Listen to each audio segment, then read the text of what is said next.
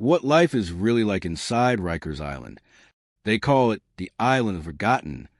Just 800 acres of land floating between Queens and the Bronx. But to those trapped inside, it's another planet.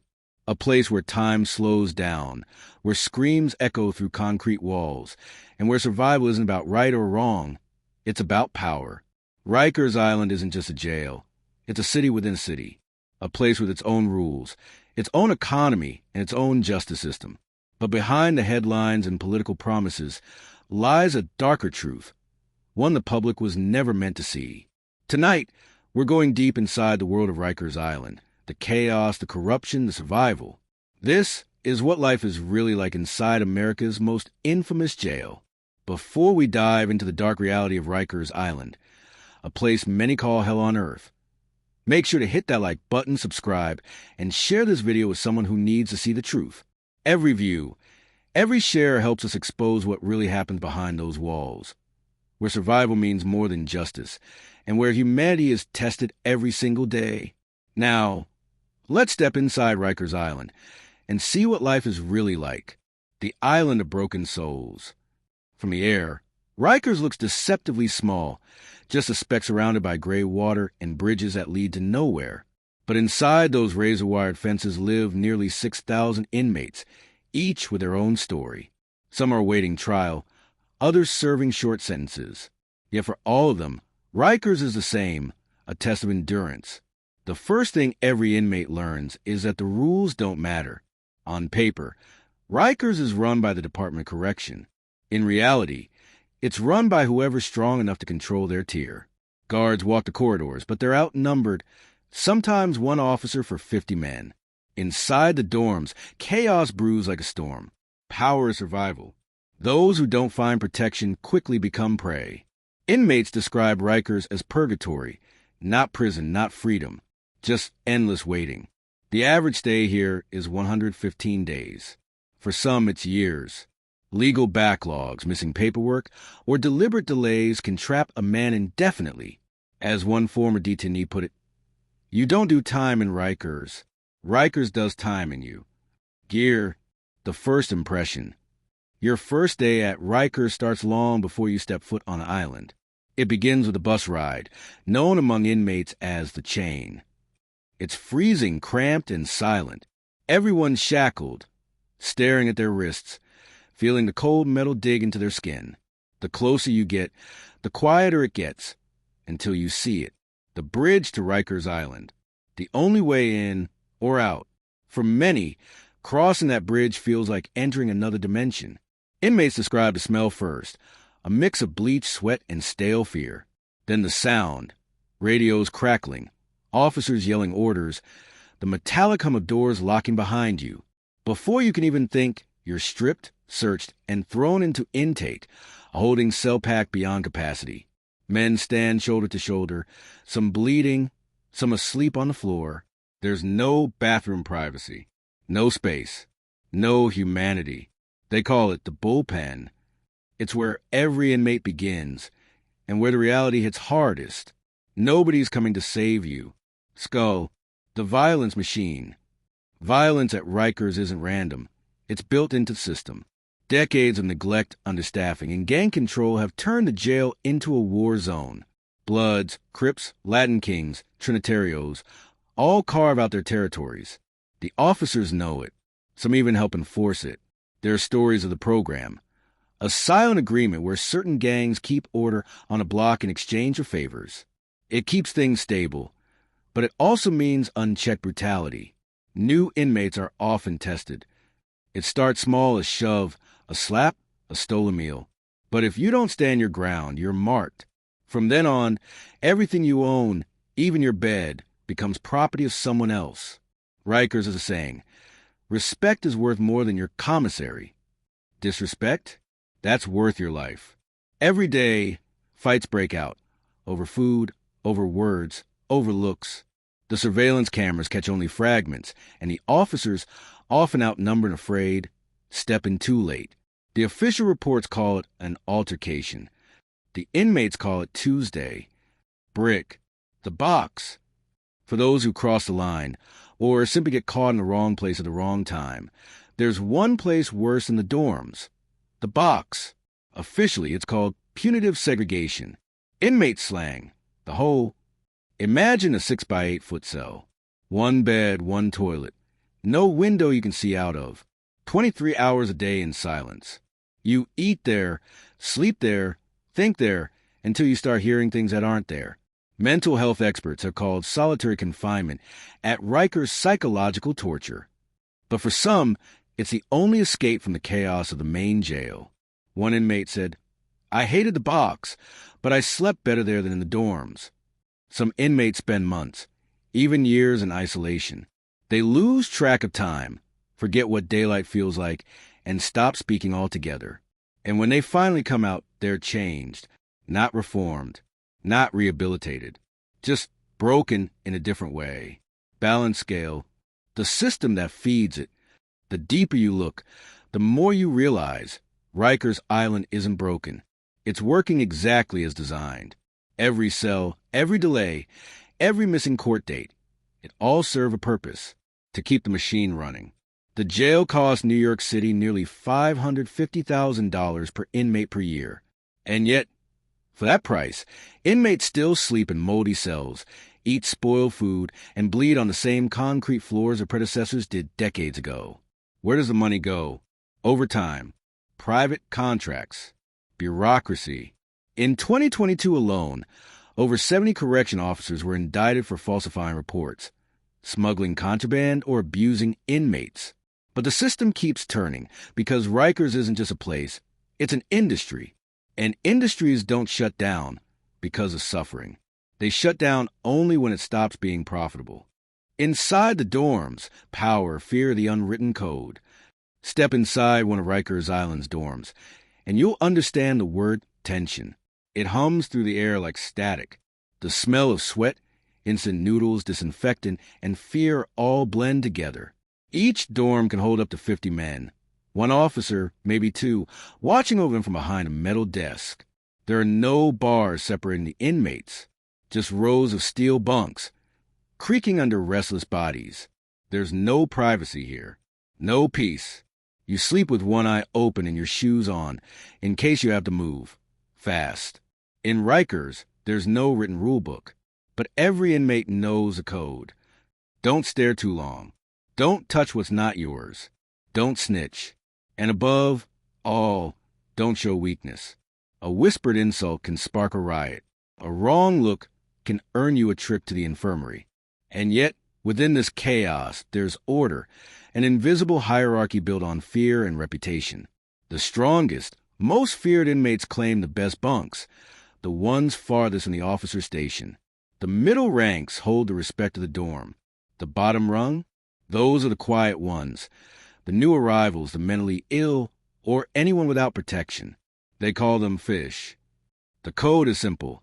Eat or be eaten. Drop of blood. The economy is survival. In a world where time is currency, Rikers has its own economy, and it runs on desperation. Everything has value. Stamps, ramen noodles, toothpaste, cigarettes, even extra socks. It's a barter system that mirrors the streets, but with higher stakes. A man with connections can make more inside than he did outside.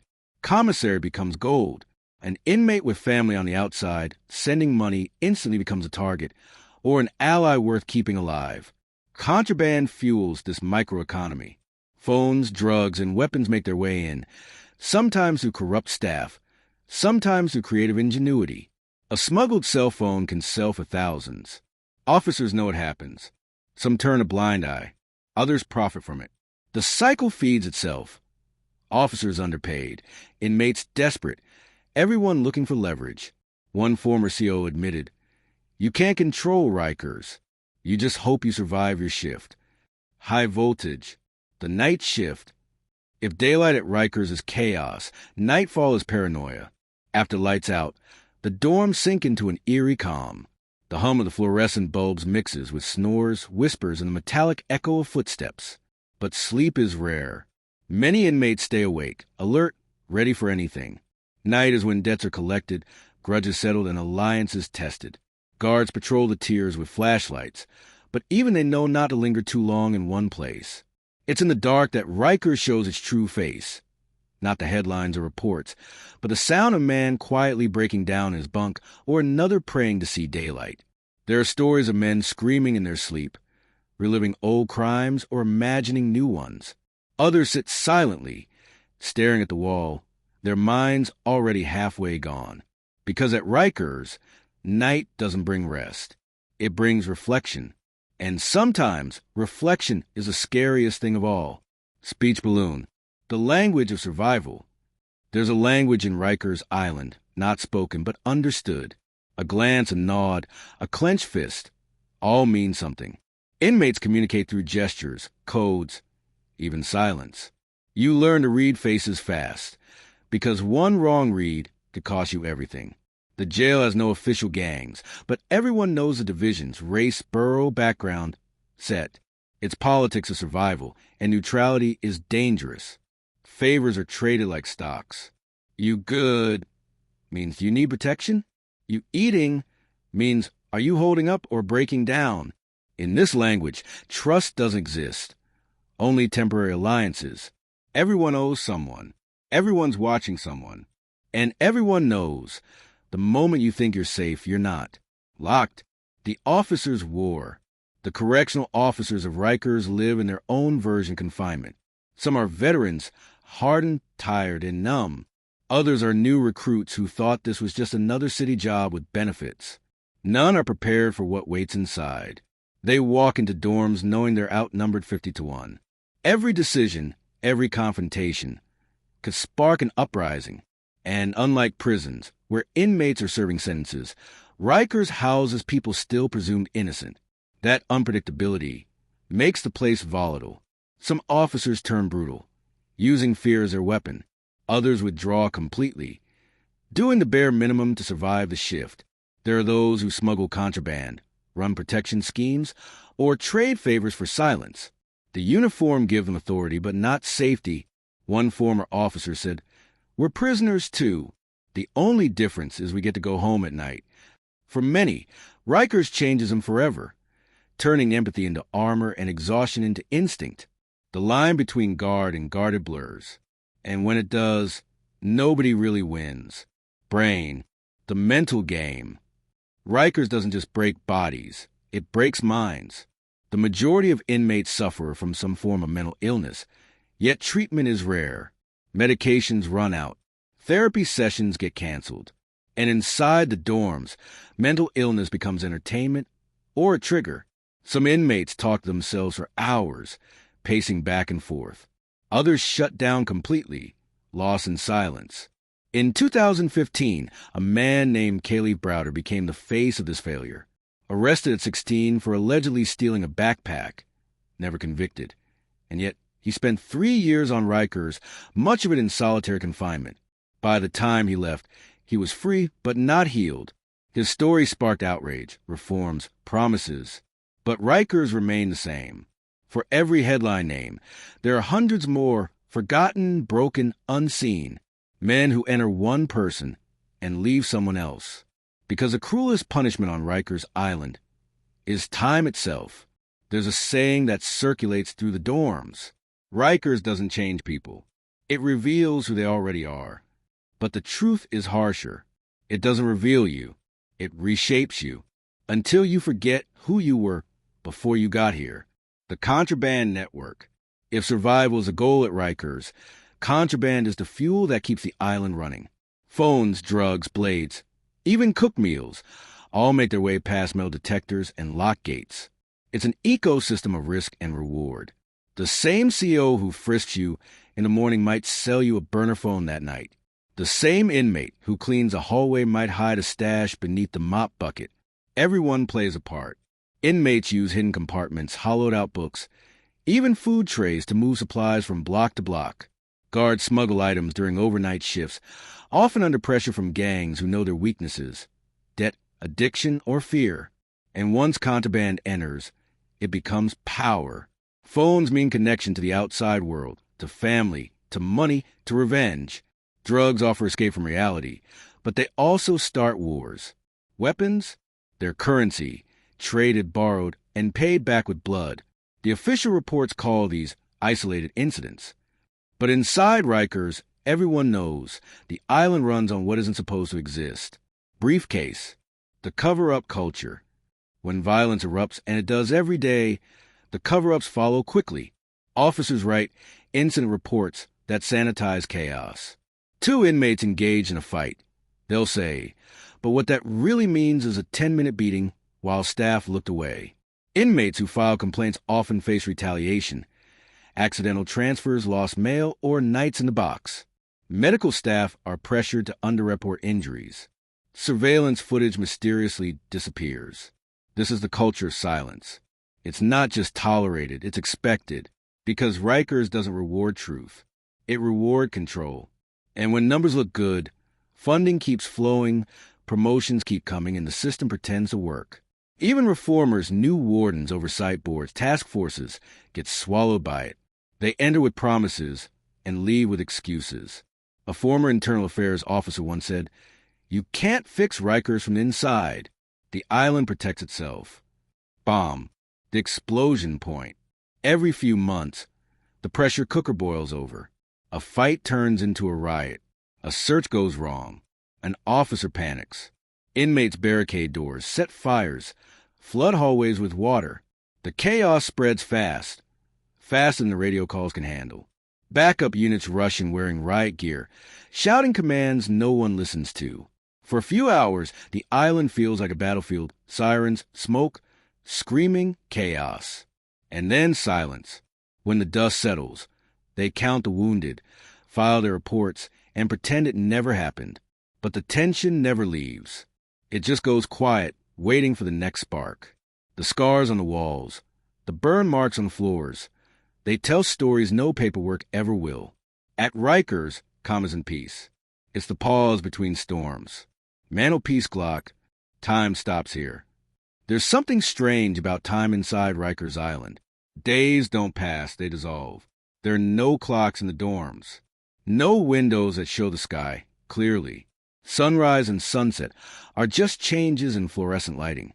For those awaiting trial, time is the cruelest punishment of all. They're not serving a sentence. They're waiting for justice. And justice, in New York, can take years. Some plead guilty just to escape the island. Others rot while paperwork drifts between offices.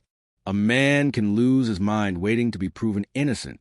He can lose his family, his job, his hope, all before a judge ever hears his case. That's the true horror of Rikers. You don't have to be guilty to be destroyed by it. Man standing. The Women of Rikers. Across the island lies the Rose M. Singer Center, Rikers facility for women. It's quieter, but not safer. Many of the women there are survivors of abuse, addiction, and poverty. Inside, they face new battles, harassment, neglect, and separation from their children. Pregnant inmates give birth in cuffs. Mothers cradle newborns knowing they'll be taken away within hours. Some female officers exploit their authority. Others risk their careers to protect those under their watch. But the outcome is always the same, trauma stacked on trauma. One former inmate described it simply. Rikers isn't a place. It's a wound you keep reopening. Broken heart. The family is left behind. Every inmate on Rikers leaves someone waiting outside. A mother, a partner, a child. Visitation is a grueling ordeal. Families wake before dawn, ride buses across boroughs, wait in endless lines, get searched, questioned, and humiliated, all for a 1-hour visit behind glass. Children see their fathers in orange uniforms, learn to talk through telephones, and grow up measuring time in court dates. For them, Rikers isn't a headline, it's home. And when those visits end, the silence and the ride back to the city is heavier than the trip there. They've seen what most can't imagine, and they know the system doesn't forgive. Classical building, the promise of reform. Every few years, politicians promise change. Close Rikers, they say, build new jails, create rehabilitation. But behind the speeches are contracts, unions, and billions in construction money. Each plan gets delayed, watered down, or forgotten. Inmates still die. Officers still quit. And the island still stands, a monument of failure that everyone wants gone but no one wants to replace. Reform sounds good on paper, but paper burns easily, And Rikers is built of concrete.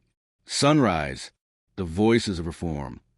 Yet, amidst the chaos, there are voices still fighting back. Former inmates turned activists. Correction officers who risk their jobs to tell the truth. Lawyers, journalists, and social workers who refuse to look away. They document, they protest, they speak, even when the system tries to silence them. And maybe one day, those voices will echo loud enough to shake the island's foundations. Until then, they remain the conscience of a city that built its own hell and called it justice. New moon, the final night. Ask anyone who survived Rikers, and they'll tell you, the night before release doesn't feel real. You don't sleep. You don't smile. You wait, because freedom feels like a rumor. When that gate finally opens, you step into sunlight that feels too bright. You breathe air that smells too clean. And for a moment, you think you've escaped. But Rikers never really leaves you. The nightmares, the habits, the paranoia, they follow you home. Because the island isn't just a place you go. It's a place that stays inside you. This is what life is really like inside Rikers Island. A world built on fear and forgotten by everyone who swore to fix it. The island that never lets go. When you stand on the bridge leaving Rikers Island, you can see the Manhattan skyline glittering in the distance. Only a few miles away, but it feels like another universe. The people down there are rushing to work, sipping coffee, scrolling their phones, unaware that, just across the water, thousands of lives are frozen in time. Every year, more than 100,000 people pass through Rikers, most awaiting trial, many never convicted of anything. Some stay a few days. Some never leave alive. And when they do leave, they carry invisible scars, the kind society doesn't see and often doesn't care to. The truth is, Rikers isn't a failure of one system. It's a reflection of every system, poverty, policing, justice, and neglect, colliding on one isolated piece of land. Every wall, every cell, every silence whispers the same question. How much suffering does a city ignore before it becomes part of its identity? Sunset, the city's shadow. They say New York never sleeps, but part of it never wakes. For decades, Rikers has been that shadow under the skyline. It absorbs the anger, the poverty, the forgotten, the people the city doesn't know what to do with. When you look at it from above, surrounded by the East River, it almost seems poetic, an island of punishment floating beside the city of opportunity. But look closer, and you realize it's not poetry. It's irony. The same city that prides itself on freedom keeps a place like this alive. And even if the gates close one day, the idea behind it, the fear, the neglect, the indifference, will just find a new island to live on.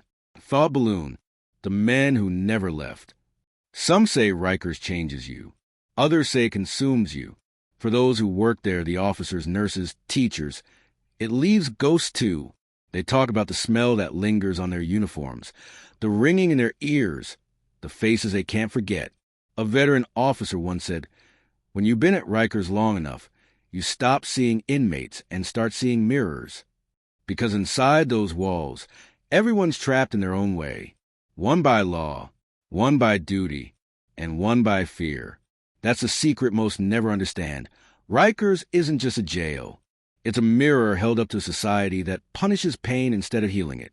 The exit gate. There's a gate near the northern edge of the island called the back door.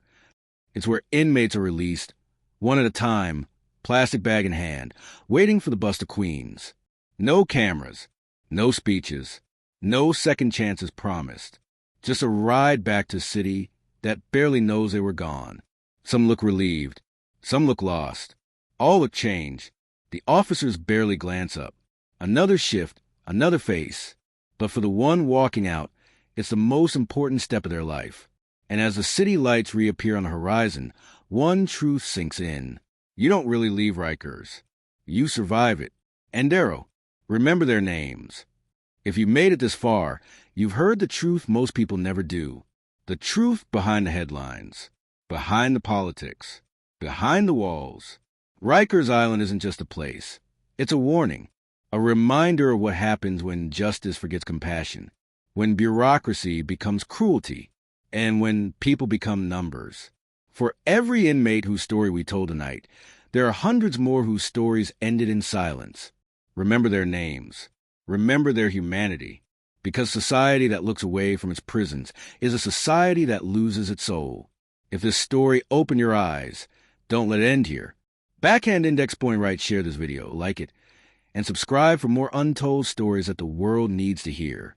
Your voice, your awareness, is what gives us a chance to be heard. Because the more light we shine on the dark, the fewer places the truth has to hide. This is the prison lens. And this is what life is really like inside Rikers Island, dedicated to all who never made it off the island. Rikers Island isn't just a jail, it's a reflection of everything we try to hide: fear, power, and the price of neglect. For those who've lived it, freedom doesn't mean escape, it means survival. If this story opened your eyes, don't let it fade, share this video, hit that like button, and subscribe for more true stories from inside the world's most dangerous prisons. This is a prison lens, where the walls can't hide the truth,